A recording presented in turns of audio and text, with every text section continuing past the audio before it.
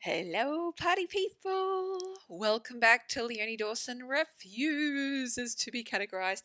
And today we're going to be talking about how to build social consciousness into your business's very DNA, how you can kind of bake it into your business plan. Now, for those of you who already use the 2020 My Shining Year Goals workbooks, you know that we think about this kind of stuff already in our business plan. And I've been having lots of conversations with clients, particularly over the last few weeks, about how they can ensure that they're making it a part of their business's DNA to make sure their business is creating good things, not just for them, but for the whole world. And what I mean by social consciousness is a business that considers its environmental impact, it considers the climate crisis, it considers intersectional equality, and by intersectional I mean racism and disabilities and the LGBTQIA plus community as well. So I wanted to give you some things to think about. Now, I want you to know I am not a teacher about this, and instead I am going to direct you to the people who are teachers and those kinds of resources. But I just wanted to give you like a framework to think about and then lead you in the direction of people and resources who would be able to help you implement those specific things. So first and foremost, there is lots and lots of businesses that have already baked social consciousness into the very DNA of their business, and that can be in a really big way. So, for example, Tom's Shoe Company in America came up with the philosophy of if you buy a pair of shoes, they will donate a pair of shoes to a child in a developing country to make sure that they're able to go to school, that kind of stuff. Right through to 1% for the Planet movement, which means that you donate 1% of your profits each year to a cause that will help with the climate crisis. So there's kind of like quite a large range in between there. But when I had a look at it, there was kind of 5 key areas that you can look at embedding social consciousness into your business. So first and foremost, I think it starts with education. And what I mean by education is learning more about the shit where you've got a blind spot. So if you don't know about the climate crisis, if you don't know about the racial justice movement, if you don't have much understanding about the LGBTQIA plus community, if you don't have much of an understanding about the disability rights movement, you need to get educated. Now, I've got 2 resource posts for you to have a look at. If you go to leoniedawson.com/racism, that is all of the racial justice books and teachers that I've learned from, that I've read, and that I highly recommend. And I've got a new resource post called leoniedawson.com/gender, and that is more of the intersectional stuff. So it's about gender, sexuality, disability rights, and mental health as well. I've had those books all in my best books list, but not in one complete place. So I've got the racism resource post that I can really easily direct people to, and now the gender one, which deals with like the very large environs of intersectional. And the only reason I called it leoniedawson.com/gender is that was like the word that I didn't feel like people would fuck up spelling too much. So da-da-da-da. You're welcome. So when it comes to educating yourself, I want you to consider what you read and who you follow.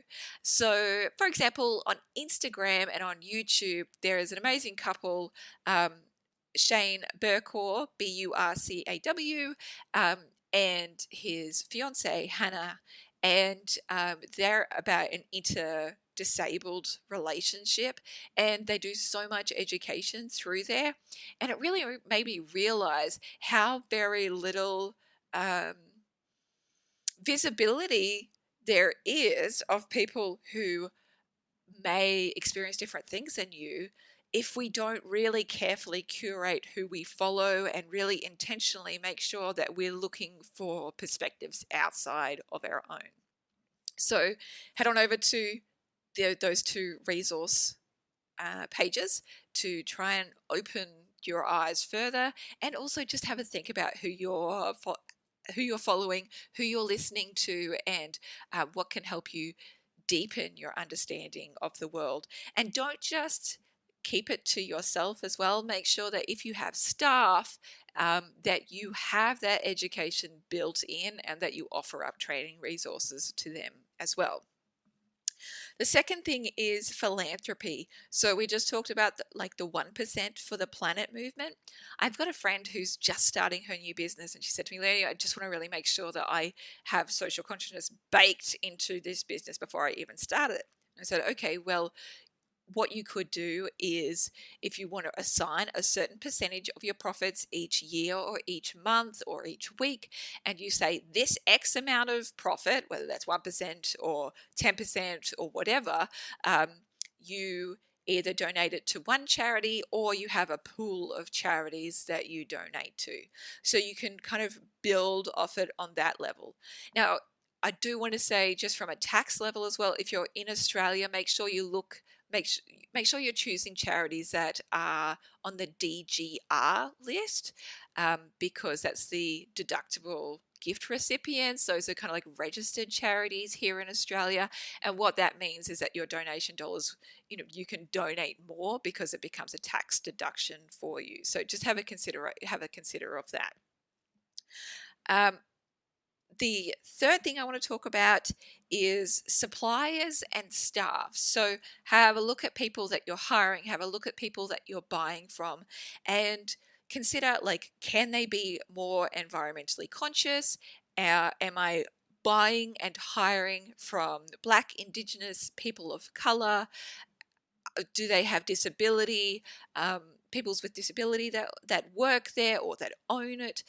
How can we make sure that we don't end up in this fucking bubble where everybody that we do business with and work with looks like us? Because that's bullshit, and that's not diverse. The fourth thing I want to talk about is amplification. So as you build your business, you are going to have a growing platform. You're going to have customers, and you can use your business to do good with your voice. So there's the pass the mic or share the mic, which means that you make sure that Black, Indigenous, people of color, people with disabilities, people from the LGBTQIA plus community are represented, and that you're amplifying their voice in your community. So for example, you might want to reshare their posts or have them have a takeover of your social media account, or think about other ways that you can make sure that you're uplifting other people as you go. And the last piece is considering sustainability. So look at the packaging that you use. If you're a physical product company, how can you reduce waste for any products that you use? If you're an online company, how can you make sure that you're using green hosting or carbon offset hosting? If you're traveling, how can you reduce your travel, stay at home more, commute less, or make sure that if you do have to do essential travel, that you carbon offset it?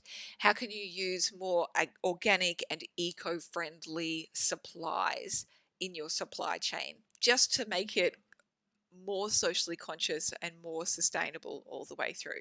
So again, I'm not a teacher on this. I just wanted to give you some areas to have a look at, 5 different areas: education, philanthropy, suppliers and staff, amplifying, and sustainability, so that you can think about how you can plug more social consciousness right into the very DNA of your business so that it can do so much good in the world. I really do believe that that's the future of business. It's what we should have been doing all along.